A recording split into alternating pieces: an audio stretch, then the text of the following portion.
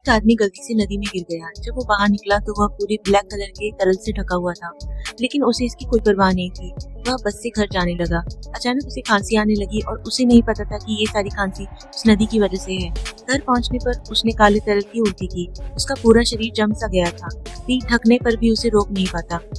उसे पता नहीं था कि उसका शरीर बदल रहा है।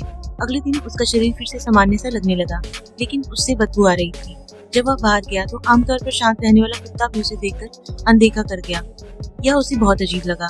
इसी तरह वह एक गैंग से बात करने गया, लेकिन गलतफहमी की वजह से सामने वाले ने पिस्तौल से गोली मार दी और उसे 100 मीटर की ऊंचाई से नीचे फेंक दिया।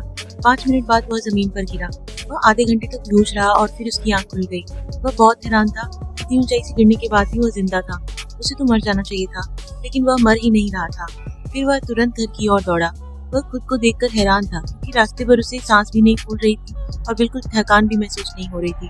घर पहुंचते ही उसने पड़ोसियों को झगड़ते हुए सुना। गुस्से में उसने दरवाजे पर मुक्का मारा। उसे उम्मीद नहीं थी कि दरवाजे में छेद हो जाएगा। वह महिला डर गई और तुरंत वहां से चली गई।